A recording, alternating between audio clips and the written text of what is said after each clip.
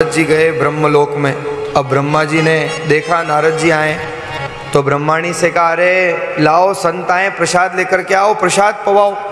अब ब्रह्माणी ने भी महाराज गरम गरम गुलाब जामुन बनाए थे, लेकर के आई ब्रह्माणी। नारद जी ने पाए, पर जैसे ही पाए तो ब्रह्माणी ने पूछ लिया, बताओ नारद जी कैसा स्वाद है, कैसा लगा प्रसाद। नारद जी ने कहा बहुत अच्छा लगा, किंतु जो स्वाद अनुसुईया के हाथ में वो आपके हाथ में नहीं है। ब्रह्माणी ने कहा मेरे प्रसाद में भी किंतु। अब नारद जी महाराज बाग में आग लगा करके नारद जी तो गए आगे, पर ब्रह्माणी ने ब्रह्मा जी को हाथ में लिया और कहा, क्यों ये क्या कर रहे हो? अरे इस पूरे धरती के प्रोड्यूसर आप हो, सृष्टि का निर्माण करते हो, इतना तो ध्यान रखते, मेरे से भी श्रेष्ठ नारी धरती पे बना दी, अरे मेरा तो ध्यान रखा होता। ब्रह्मा जी ने बहुत समझाया, पर ब्रह्मा जी से देवी समझे क्या।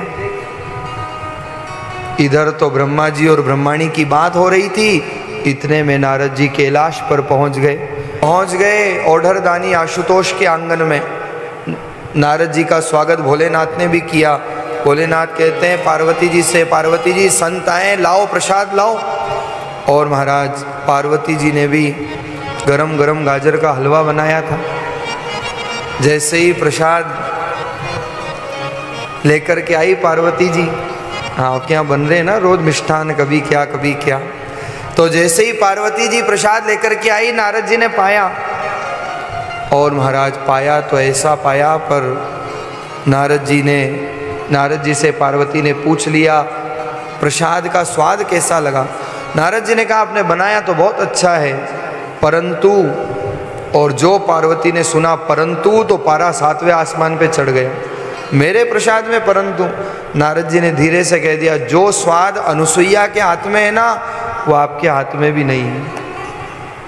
और महाराज नारद जी तो चले गए, लेकिन पार्वती जी ने भगवान भोलेनाथ से कहा ऐसा कैसे हो सकता है, मेरे से श्रेष्ठ नारी धरती पर हो गई जो मेरे से भी श्रेष्ठ प्रसाद बना सकती है।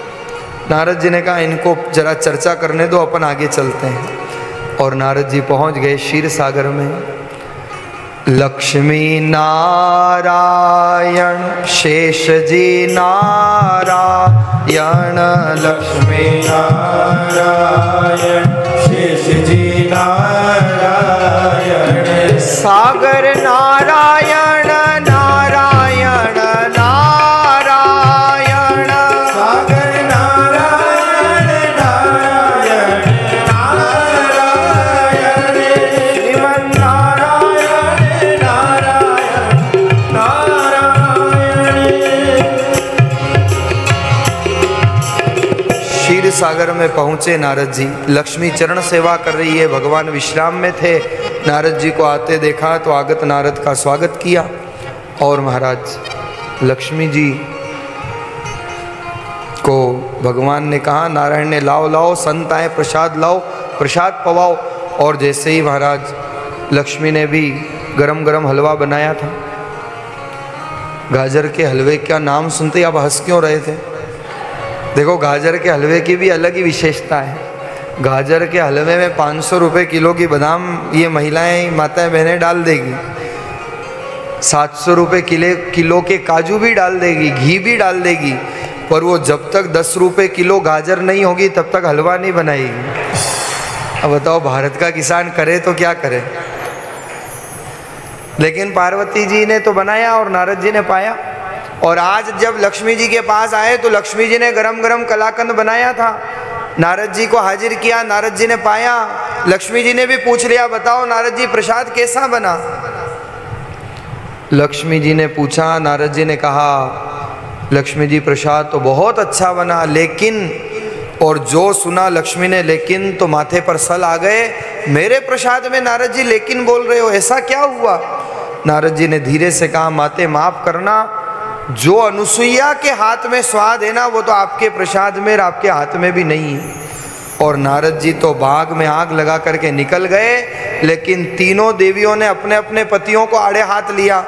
और त्रिदेवियां कहती है जाओ जाकर के परीक्षा लो, हमसे श्रेष्ठ नारी कैसे हो सकती है। वैसे ये तो सत्य है, एक नारी दूसरी नारी की महिमा सुन नहीं सकती, चाहे वो त्रैलोक्य की क्यों नहीं हो। हाँ, संसार की तो बात ही अलग है। तीनों देवताओं ने समझाया पर नारी हट के आगे नतमस्तक हो गए और अंततो गत्वा रूप बदल करके गए महाराज। जब गए रूप बदल करके तो आज अत्रि ऋषि आंगन में है नहीं,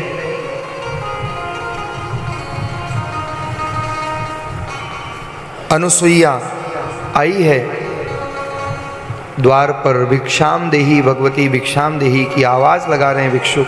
अनुसुईया दौड़ करके आई, प्रसाद देने लगी, लेकिन भिक्षुकों ने कहा ऐसा नहीं, हमें तो निर्वस्त्रा भिक्षा चाहिए।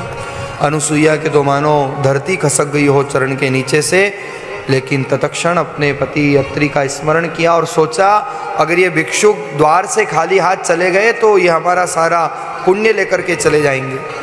अनुसुईया ने क्या किया, हाथ में जल लिया, राम राम स्मरण किया, अपने आराध्य का स्मरण किया, भिक्षुकों पर जल डाला। छोटे छोटे बालक के रूप में वो तीनों भिक्षुक त्रिदेव छोटे छोटे बालक के रूप में बदल जाते हैं। अनुसुईया आंगन में लेकर के आई, जैसी भिक्षा चाहिए थी भिक्षा प्रदान करी। और महाराज अब तो इतना आनंद आया, इतना आनंद आया, ब्रह्मा जी ब्रह्मलोक भूल गए, भोलेनाथ कैलाश भूल गए और भगवान विष्णु क्षीर सागर भूल गए, इतना मन लग गया। अब तो महाराज देवियाँ बैठी बैठी रघुपति राघव राजा राम इंतजार कर रही, पर भगवान का तो मन यहाँ लग गया। थोड़े दिन निकले और तीनों देवियों ने कहा गए परीक्षा लेने, अभी तक आए नहीं, चलो लेकर के आते हैं। नारद जी मिल गए, बोले जाओ तब आएंगे, वरना अब तो वहीं रहने वाले, आने वाले नहीं हैं। और महाराज तीनों की तीनों देवियाँ रूप बदल करके आई अनुसुईया के आंगन में। अनुसुईया से पूछा कोई आए थे क्या भिक्षुक थोड़े दिन पहले कुछ याचना करने? अनुसुईया ने कहा आए थे। बोले कहाँ है?